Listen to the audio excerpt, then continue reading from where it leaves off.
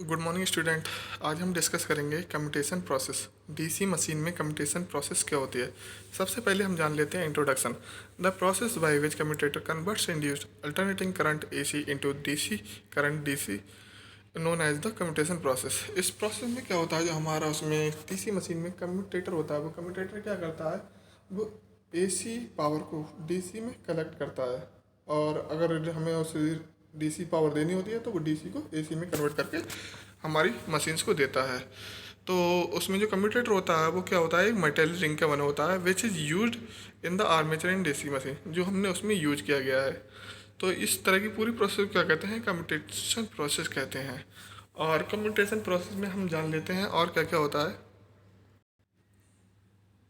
इस प्रोसेस में करंट को कलेक्ट करने की प्रोसेस होती है।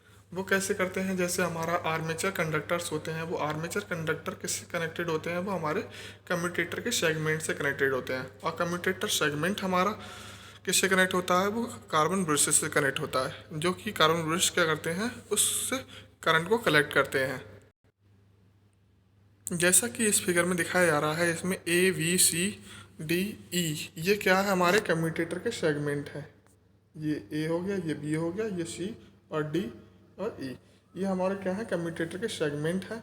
और इसके बीच में ये वाली जो लाइनिंग है वो क्या है, एक इंसुलेटेड लाइनिंग है।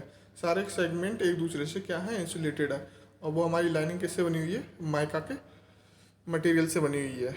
तो हमारे जो जितने भी सेगमेंट होते हैं वो क्या है, एक दूसरे से इंसुलेटेड है, किसके थ्रू, माइका के थ्रू। और ऊपर क्या है, हमारी कंडक्टर की कॉइल है जो आर्मेचर में फिक्स्ड होती है।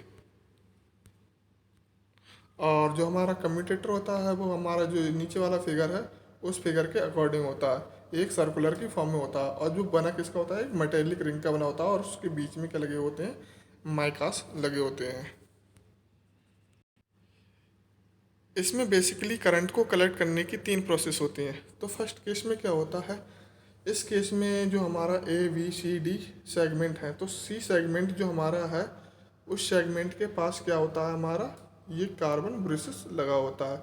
और उस ब्रिस के लगने पर क्या होता है, यहाँ से ये वाली जो कॉइल होती है और इस कॉइल से, दोनों से हमें करंट क्या होता है, करंट को मिलता है। और हमारा कार्बन ब्रिस क्या करता है, करंट को कलेक्ट कर लेता है। तो हमारा दोनों से इससे करंट जो होगा वो I1 होगा, और इससे क्या होगा, I2 होगा। तो इस तरह से दोनों करंट मिलकर क्या हो जाएंगे, 2I हो जाएंगे।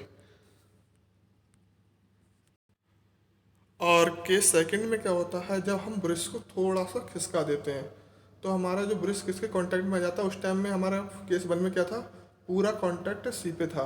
बट अब यहाँ पर क्या है, आधा पोर्शन बी का है, आधा पोर्शन सी का है। तो दोनों से यहाँ पर जो हमारी कॉइल 2 है और कॉइल नंबर 4 है, इन दोनों कॉइल से करंट को लेगा। और जो हमारी कॉइल नंबर 3 होगी वो क्या हो जाएगी, शॉर्ट सर्किट हो जाएगी। क्योंकि यहाँ पर जो इसका क्लोज पाथ बन जाएगा, इसकी वजह से क्या होगी, ये शॉर्ट सर्किट हो जाएगी। तो हमारा फोर्थ से और सेकंड वाले से करंट को कलेक्ट करेगा, तो हमारा कितना हो जाएगा, 2I हो जाएगा। इसी प्रकार से हमारा क्या होता है, केस थर्ड होता है। केस थर्ड बिल्कुल फर्स्ट वाले केस की तरह ही होता है। तो इस तरह से जो हमारा केस सेकंड था, केस सेकंड में जो यहाँ पर शॉर्ट सर्किट हो रहा है, इस शॉर्ट सर्किट होने की वजह से क्या होता है उसमें, जैसे कभी कभी बाइंडिंग में क्या होती है, स्पार्किंग भी हो जाती है। जो स्पार्किंग हो जाती है वो हमारी मशीन के लिए बहुत हार्मफुल होती है, और यही हमारी कम्यूटेशन प्रोसेस कहलाती है। क्योंकि इसमें जो शॉर्ट सर्किट होना मतलब इसमें कोई भी करंट फ्लो नहीं होता है। तो इस कम्यूटेशन प्रोसेस को इम्प्रूव करने के लिए क्या करते हैं, हम इसमें कंपनसेटिंग बाइंडिंग करते हैं और इंटरपोल्स का यूज करते हैं, जो क्या करता है, हमारे इसके रेजिस्टेंस को बढ़ा देता है।